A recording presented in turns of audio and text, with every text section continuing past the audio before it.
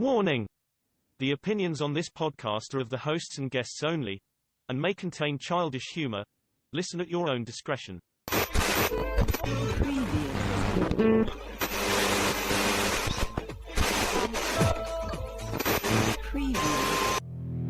And now, please adjust your headphone volumes to an unreasonable level and prepare to enjoy the most dynamic and electrifying podcast that cyberspace has encountered.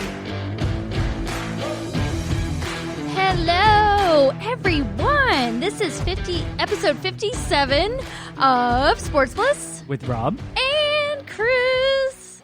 How is everybody doing today? Welcome back to another show. If you are not subscribed to this podcast, make sure to do so now, and you can always follow us on Instagram and Facebook. You know it, at Sports Bliss with Rob and Chris. Okay, so we have just a little bit of sports news to go over. But since there's not much we had to talk about today, I thought we could throw in 2 little sports conspiracy stories. I can't wait. Since they're always highly requested, everybody always wants us to do sports conspiracies. So let's do it.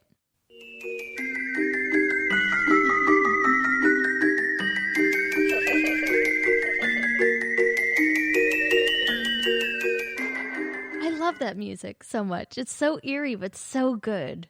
It just gets you right in the good mood. Gets me ready. Get you ready. Okay, so the first story that I'm going to be talking about, this is the story of Curt Schilling and the bloody sock.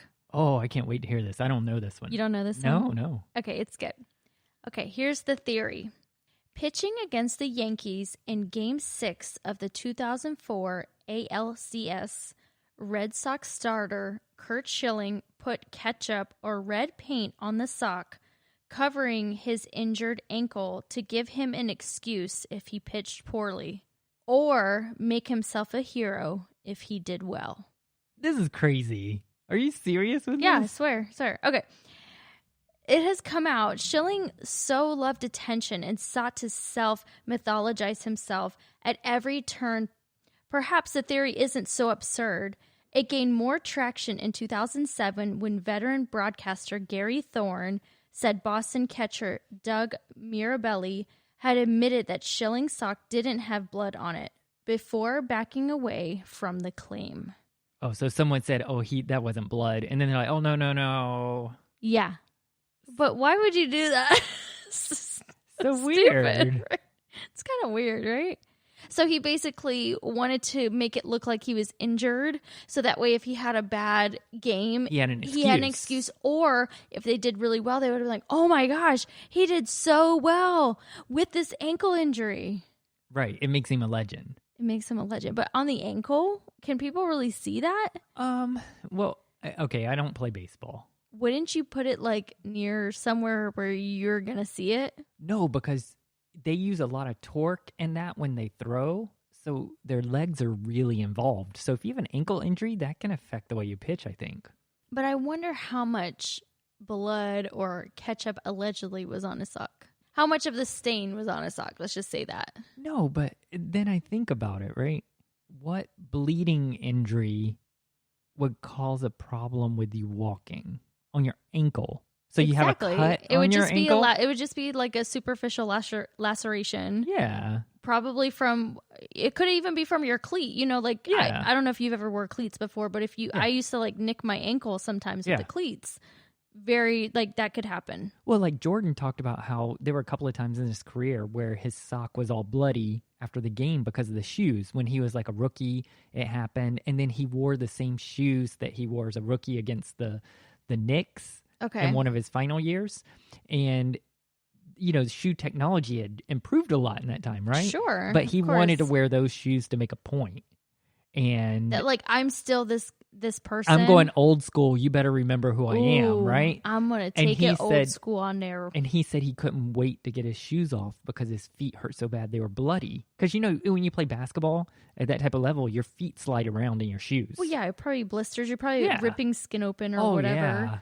But, I mean, I don't know. And he scored like 55 points or something in that game, or 60 what points would or be something. more realistic to me is if he had a bloody stain or some type of stain on his shoulder, his throwing shoulder. Or even his hand. Because then they can be like, oh my gosh, he definitely has a shoulder injury. And look at how great or look at how bad he's doing. That would make more sense to me. Yeah, but even his hand, right, to grip the ball. You know, like, remember... But he there was would that have whole his thing- glove on. No, but on his other hand. He doesn't have a glove on both hands. I mean... On his throwing hand. He could. But, He could. but didn't that happen with Brady? Remember, and he wore the glove, and he had a cut on his hand or whatever. Wasn't that last year? I don't remember when it was, but they made such a big deal about it, and I don't think it was really that big of a deal. He just put a glove on. I mean, they're like, oh, but it could rip open. Is he going to be able to play? Is he not going to be able to play? Okay. So with Brady, he had a cut on his hand that he got during practice, and he had to wear the glove. But the whole thing with the glove is he couldn't throw the ball. It was on his throwing hand. Well, that's what they were worried about. He never said that. He just put the glove on and played. Yeah, he was like, whatever. But you know, these sports podcasts and newscasters and all, they have to make a big deal about everything. Of course. So I don't know. So that is my conspiracy. But he never admitted this. No, he never admitted it. Some other guy, I guess on his team, the catcher, was trying to dog him out and then was like, oh, he took it back. Did someone say, oh, I saw the fries in the other socks? Yeah, right? But why ketchup? Because it looks like blood. I guess. They're just trying to say that he had some type of injury or some type of stain that looked like blood, and allegedly it wasn't blood. So what other thing looks closest to blood? Ketchup. Yeah, you're right. It does. That just reminds me of that joke. I know. Do you want to tell it? I don't know. I might mess it up. Okay, anyway. We'll go down If that you lane know one day. what Pulp joke, Fiction. if you know what joke I'm talking about, send us a DM in Instagram and re-verbiage the quote or the joke word for word. And hint. Should we just say the hint? It's from Pulp Fiction. It's from Pulp Fiction, yeah. And it involves ketchup. Yeah. End of story. Okay, are you ready for this one? Okay. I don't know how ready Suck you are it for to this. me, baby. So this involves the NBA. Okay. You know how I love the NBA. Of course. This is one of the biggest conspiracies of all time in the NBA. Oh. And I don't think we talked about this. There's a lot of conspiracies with the NBA. Oh, yeah. A lot of people think that a lot of things have been rigged, like the draft and all this to make certain teams better, right? We talked about the Patrick Ewing. Not even just that, but the games itself. Yes. And I'm going with the refs and all of that. Uh-huh. Well, it's been proven that some of the refs did do things in games to change the score. Right. Not necessarily to change the outcome, but this one is the most controversial game of all time. Okay. I can't wait. And I remember watching it. Okay. And I was thinking, this team is getting hosed big time. Is it our team? Was it the Magic? No. Last year? No. This involved the Sacramento Kings versus the LA Lakers of 2002. Now, to paint the picture, Shaq and Kobe were on the Lakers. Right. And that year, they had a tremendous amount of problems throughout the year. With chemistry, Kobe and Shaq were fighting. Shaq's health wasn't that good. He missed a lot of games. Okay. There was a lot of turmoil with that team, okay? Now, the other team, the Sacramento Kings, that was with Chris Webber, Mike Bibby, Doug Kristie, Vlade Divac, and they were kind of this up-and-coming team. And there was a lot of bad blood between the Lakers and the Kings.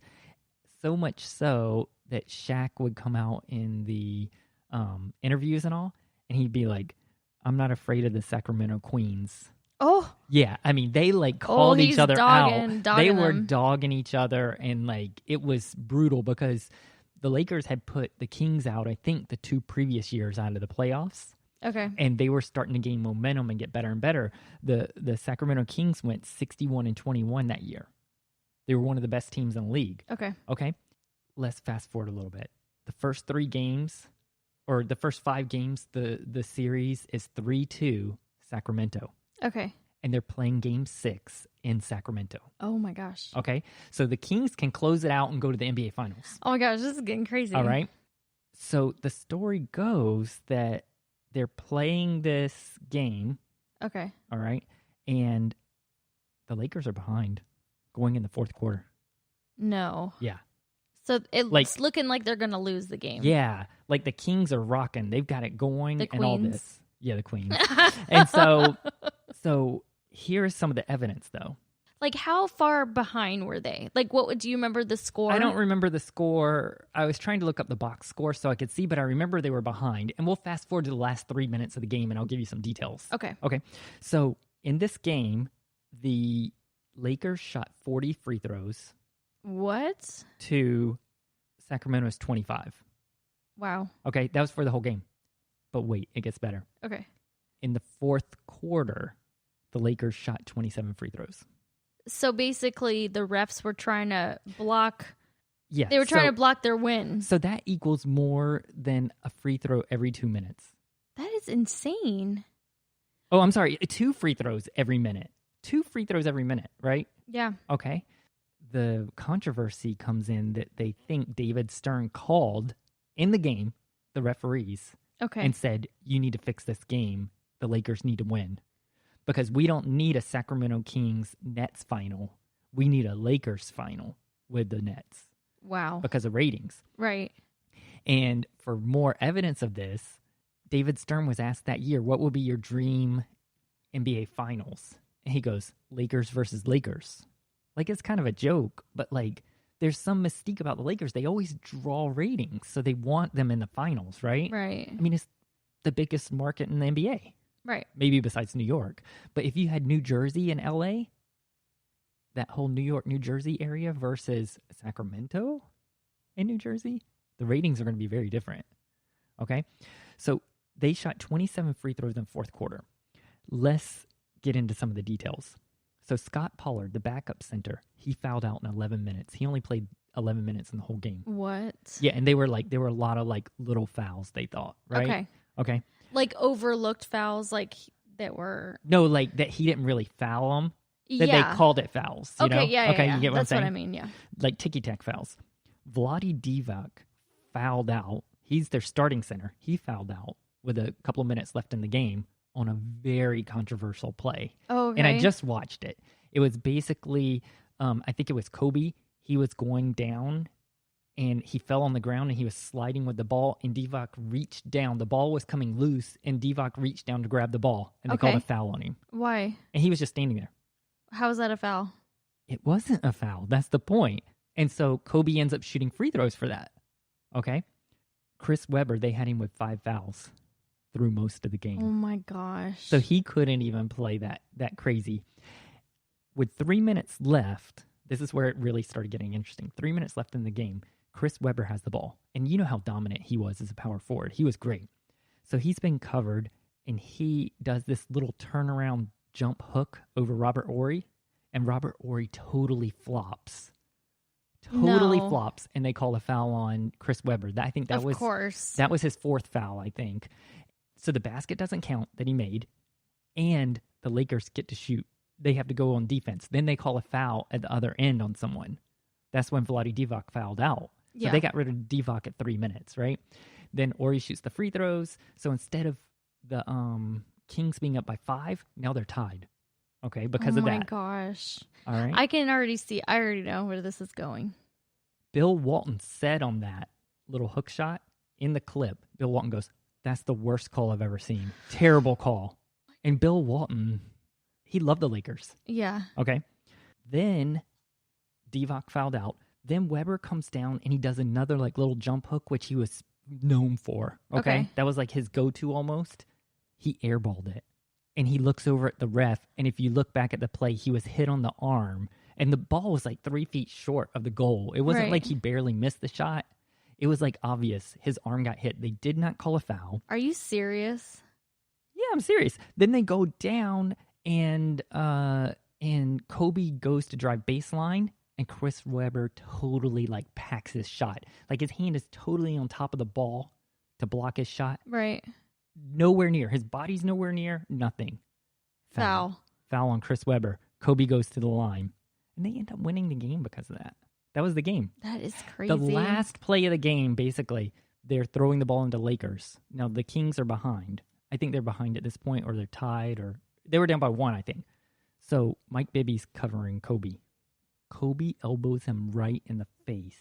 No. To get open, yeah. Flagrant too. No foul. No foul called. He didn't even get kicked out of the game. He would have gotten kicked out of the game for that. He should have been. He elbowed the guy right in the face. Yeah. Didn't call it. And, you think, oh, well, maybe the referee missed it.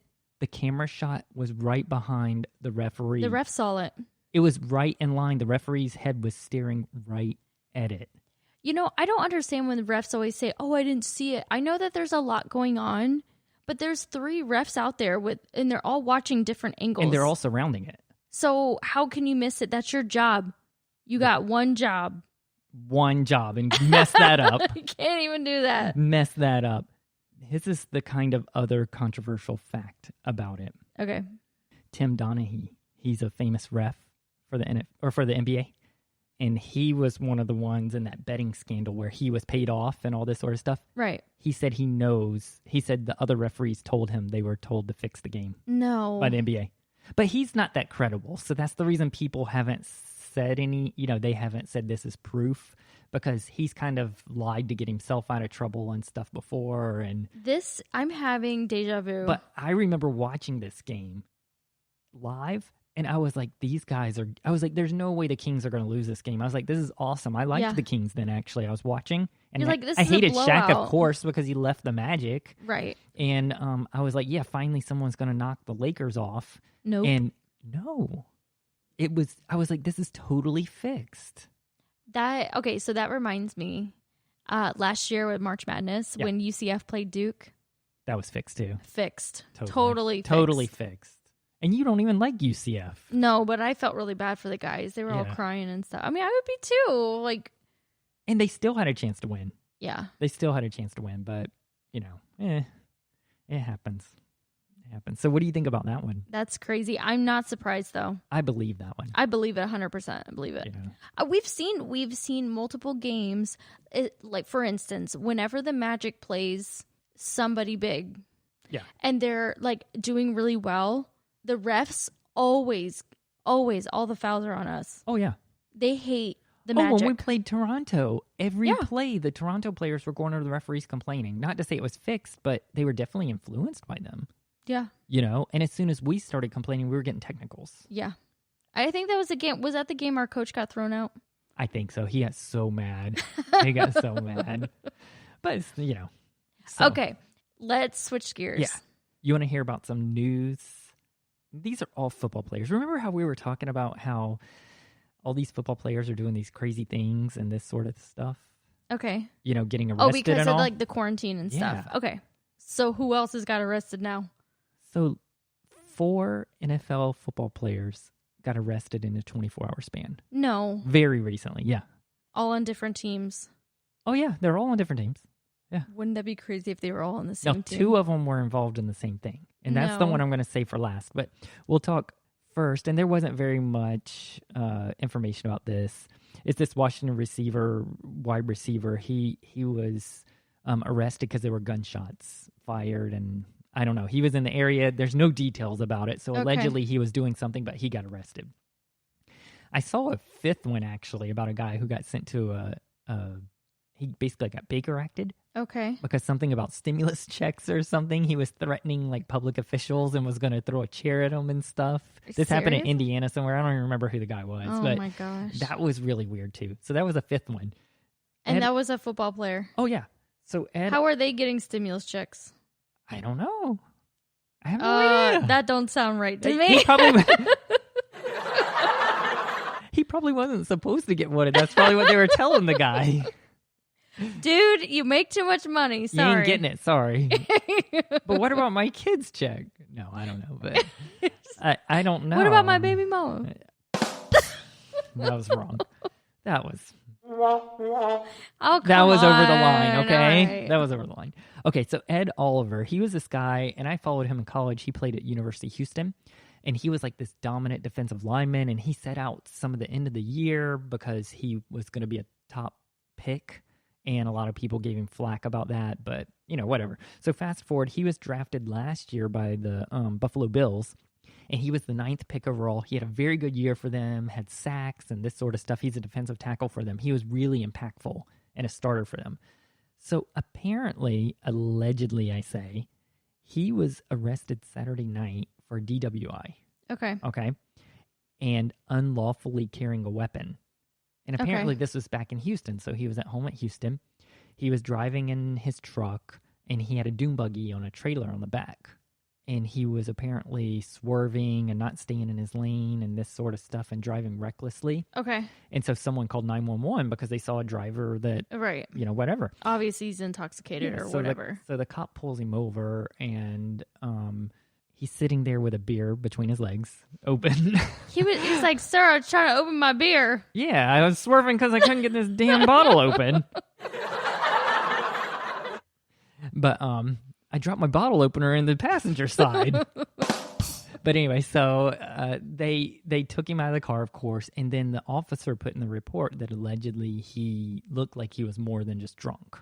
Okay. And the details haven't come out about this. They ended up arresting him, but when they searched his car, he had a gun, of course. Okay. And I'm just thinking, in Texas, the rules are so, lax. All you would have to do is register the gun. He could have a concealed weapon. You can carry weapons. Yeah, in Texas, I don't think you have to have a concealed weapons license. You can carry it well, on you, right? You can strap it on you like a gunslinger. I mean, but you can't put it underneath your clothes, I think. You know what I mean? Yeah, it has to be out. It has to be visible. But I'm like, with the way the laws and stuff are there, why would you even... So how could you even get in trouble? So how do they check to see if it's registered to you? Is there like a serial number or something? Oh, yeah. There's a gun registry. And then you just look it up and then see. Yeah, but I don't know if it was... it didn't say in here if it was registered to him or any of this kind of stuff, but it's just weird that he got in trouble. Like, why are you driving with a gun and drinking with a dune buggy on the back and all? I mean, it's like... It sounded like he had a lot of important things to do. I know. He had to get to the dune buggy race. Okay, so that's number 1. And unfortunately, this is number 2. Of course, it's a Florida player. Of course, it's a Florida player. I know. Of course. Well, he teamed up with a Georgia player, so don't feel so bad. I mean, Dan Mullen, what you doing? You need to get your boys in check. I know. Well, I don't think this guy was Dan Mullen because he was from 2014. Oh, okay. He hasn't been around that long because I thought that at first. I was like, so that he's was not going to be on the team.